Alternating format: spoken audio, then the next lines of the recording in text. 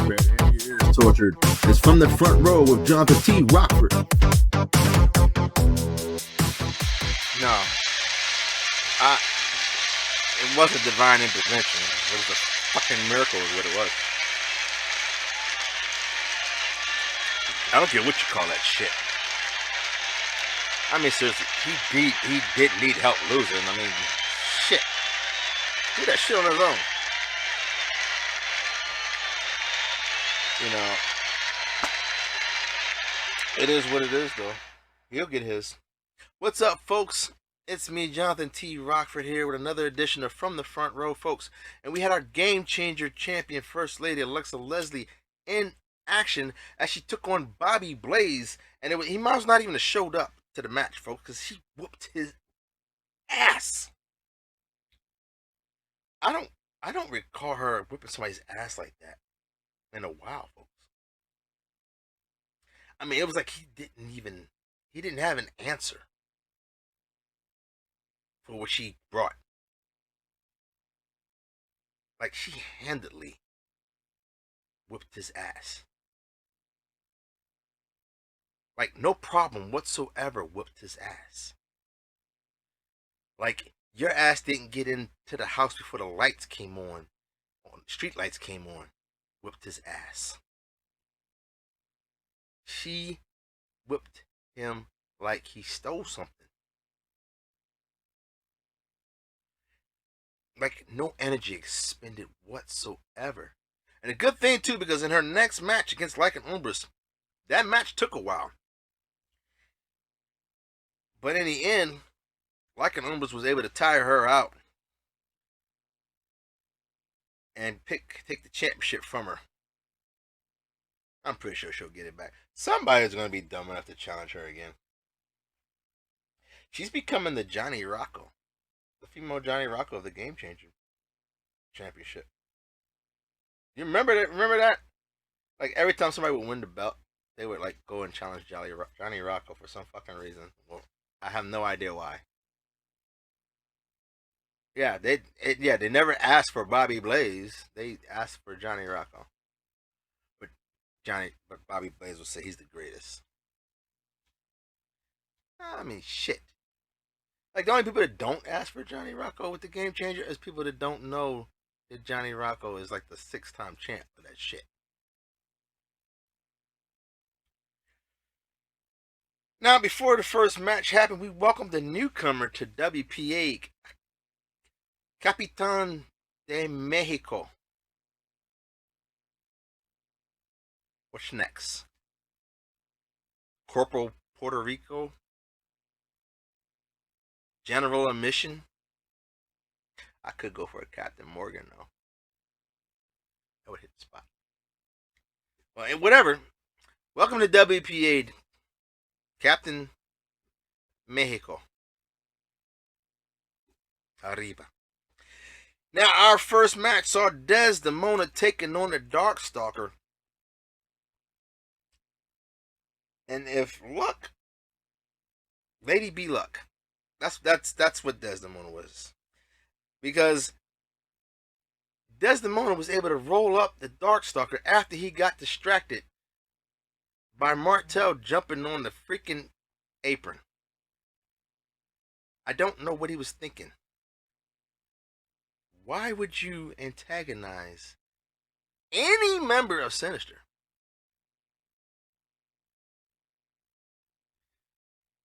But he did. I mean, honestly, the Darkstalker didn't really need any help losing. I mean, that was a hard match to figure out who was going to lose that. I mean, you got two of them there. I mean, yeah, the most logical outcome of that one should have been a draw. That's what I thought was going to happen. Like, nobody was going to win. That'd be the epitome of two losers going at it. Like, neither one of them wins. Match 2 saw the Red Death taking on the Brass Hole and defeating them. I mean, folks, I don't know what's been up with the Killer Goons lately. Well, not all the Killer Goons, but certain ones. They have not been faring well lately.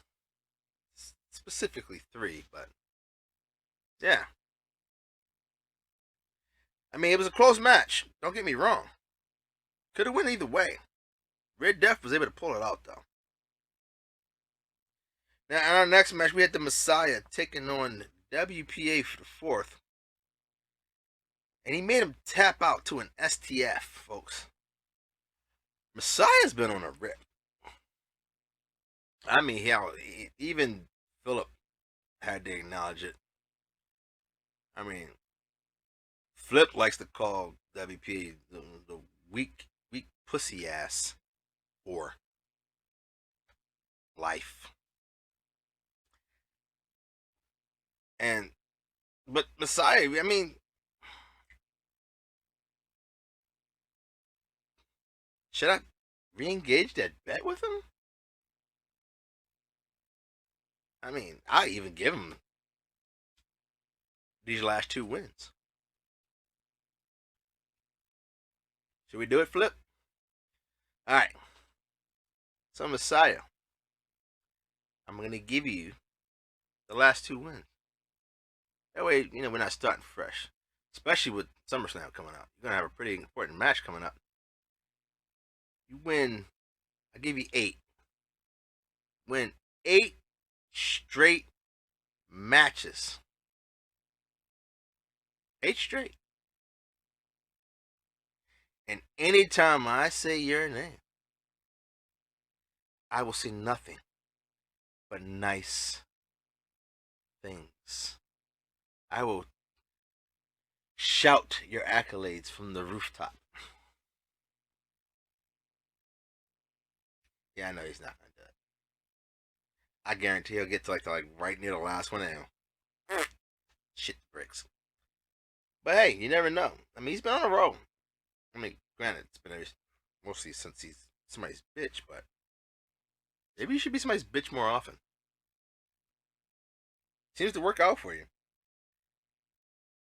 Now, in our next match, we had Lycan Umbers taking on Donnie Boy, who seems to be having a very strong beef with James Altrez, who seems kind of bitter. It's like an ex-girlfriend when you tell her you don't like her no more, and you want to move on, and they can't let go, and they keep showing up to your job, keying your car, busting out your windows. Oh, Jasmine Sullivan asses. But Lycan was able to beat Donnie Boy, but then after the match, James Altrez showed up. Jumped over the wall. Once again, wasn't sitting next to me this time. He had a match tonight. But he attacked Donnie Boy and left him laying half conscious. Yeah, dude, you need to get some help. Make some friends. That's twice now this guy's like mess with you. Now, match 5 saw Matt Blakely take on the Emperor 2K Anomalium and not only take him on, but he took him out with a rear naked choke. Bro, I ain't never seen nobody turn that red in my life. You can't say that one was rigged.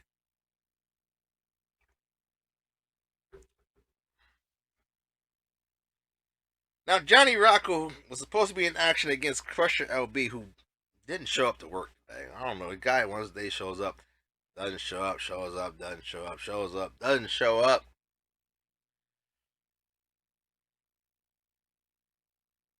So Johnny just went back and sat in Misfit Row with Fat Thomas and Shona Campbell while they waited for their matches. I don't know what's up with these people. As a matter of fact, next match, Pony didn't show up. So DJ Tech went back in the back and started having a couple of drinks with the crowd in the back. Went back to catering. Yeah, I don't think people are. I think they get tired of sitting on commentary when they don't have a match. Not everybody's built for commentary table. Now, the next match did happen as Money took on Casper 2779, and he hit the cash flow on him and defeated him. And folks, what has it been, a year? And I still haven't figured out why it's 2779. We always thought it was the number of disappointments he had in his life. But he keeps having disappointments, so the number should grow. Well, then we thought maybe it's a birthday, important birthday. You know, February 7th, 1979. You know, could be somebody important in his life. But then, Flip had a very interesting. I don't believe it. I mean, that's a lot. But he said maybe it's the number of kids he don't know he created. Oh, Nick Cannon ass. Whatever it is, we'll get to the bottom of it one day. But until then, that's loss number 2 for the Kilograms. So right now they're 2-1, 1-2, folks.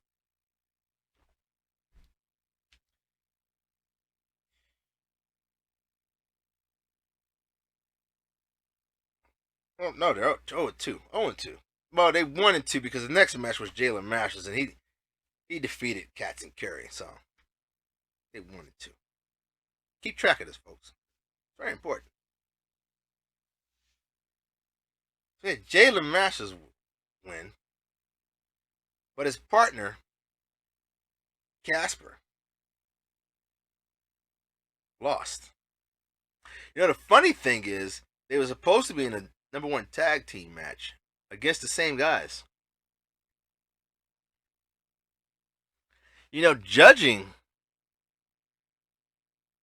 by the events, I don't think they would have really won.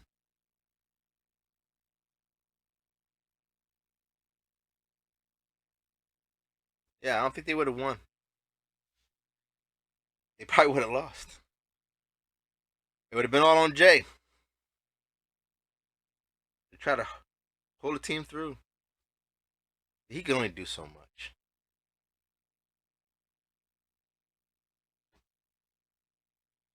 Now, we did have #1 contender matches, and we had a #1 contender match that didn't even happen, and it was to determine who was going to face the Triple Threat Champion. Match 2 happened. Oh, it happened. But match 1, Lady Assassin got a pass because her opponents didn't show up. So she backed up, went home for the night. Must be nice. Just show up. Opponents don't show up. You get the win. No wear and tear on your body. I mean, I don't blame them. I mean, she's no slouch in the ring. Now the second match, that happened. And I was surprised by this one, as it was Robert Isaiah Saleh taking on Martel the Carpenter versus the Super Champion King.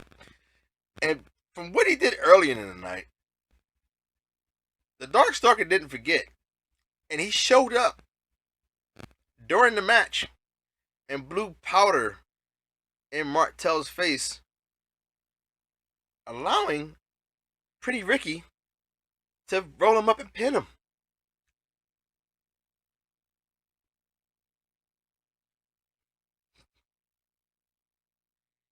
Those two, they need to go 1-on-1.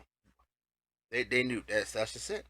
And I know the perfect place for them to go 1-on-1, folks. I'm gonna call the bookers. Yeah, it's the most dangerous place known to the wrestling world, folks. It's perfect. It's undefeated and taking people out. Now our next #1 contender match was for the determine who would take on the television champ, and it was Delirious versus Quanty Fist versus Chris Salas versus Money MF and Mike. And folks, I think I've only said this once or twice before, but we had a double penny predicament as Delarious pinned Quanti Fist and Chrysalis pinned Money, MF, and Mike at the same time, and the ref had no choice but to count, folks.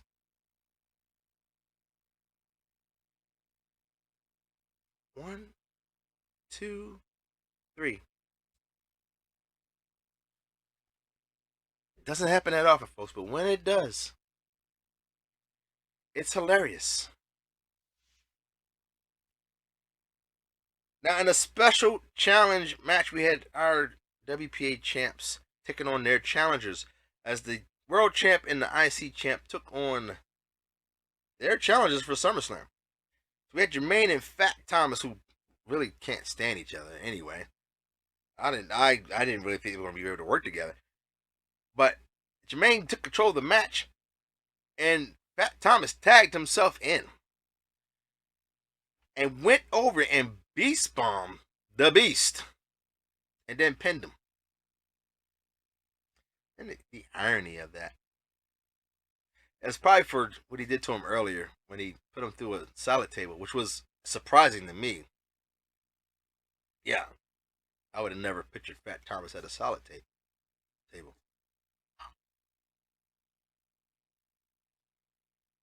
Now, in our next championship match, we had Trios champions in action. You know, the ones you very rarely see defend their title. And it was the agency taking on their challengers, the Order. And the agency was able to retain When Texas Hates You, Mr. Money in the Bank, who doesn't seem to want to cash in his contract. Scared ass. Pinned the Master Sean Puff. Now, near the end of the match, Donnie Boy did show up to come exact revenge against James Altrez.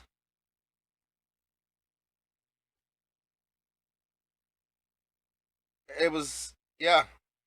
And not only did he show up, the Messiah showed up, coming after the badass Eddie Vendetti. Folks, SummerSlam's going to be hot. Officials had to try to break it up. First off, I'm trying to figure out why you went out by yourselves to go after them when their teammates are right there. The only one who didn't care about it was South Bronx Savage. He left after the match was over. He was like, fuck this shit. Ain't got nothing to do with me.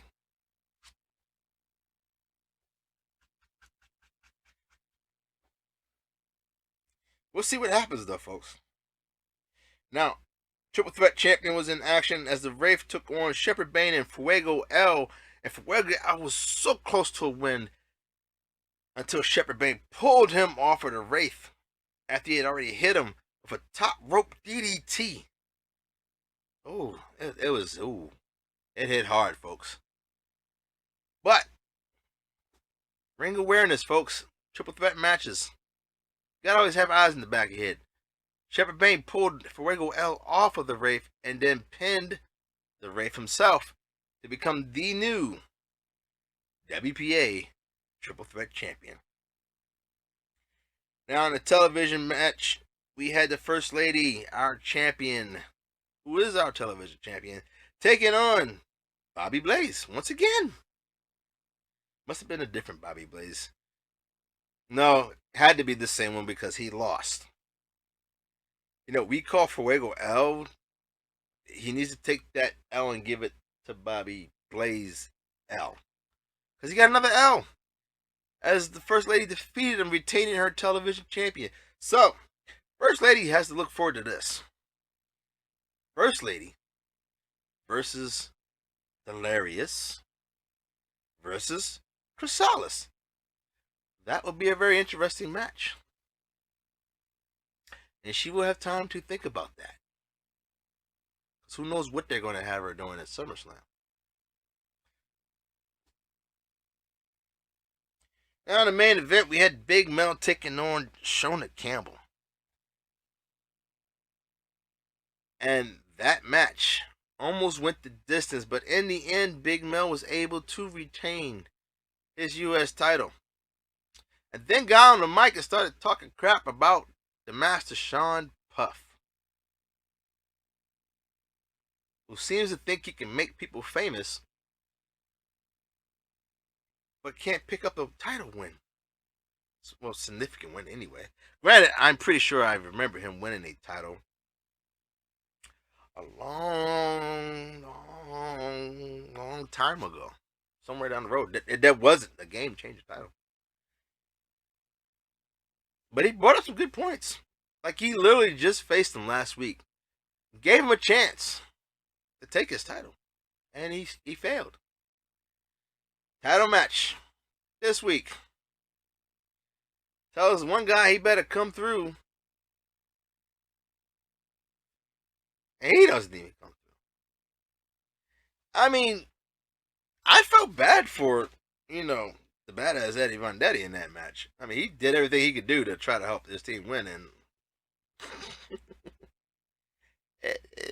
you can only do so much, folks. Sometimes you try to help special people, and it just doesn't fare well for you.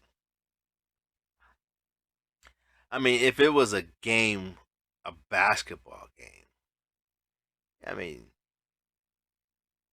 8 points would have got you to win at the buzzer. But it's like a guy at the free throw line with 0 on the clock and only needs 1 bucket at the free throw line to win it. In a 1-and-1 and misses both. No, actually, no, he would need both buckets. Well, either way, 1, need 2, come up short. And that's all I got, folks. We got SummerSlam coming up this weekend. Matches are halfway done. I've seen the list. Not counting the title matches. There's about like 3 or 4 matches on there that are going to be pretty intense. Especially the last one I saw. That one's going to be kind of funny. But yeah, that's the one that's going to take place in a very, very destructive area. We'll see what happens. I'm Johnathan T. Rokford, folks. As always, don't drink and drive. Tell your loved ones you love them. Pick up the phone and call that friend that might need to hear your voice. Maybe a saving grace for him. Talk to you later, folks. Deuces. Like I said, not a fucking no way in the world he needed help. Losing. What? I don't know. Market Thia.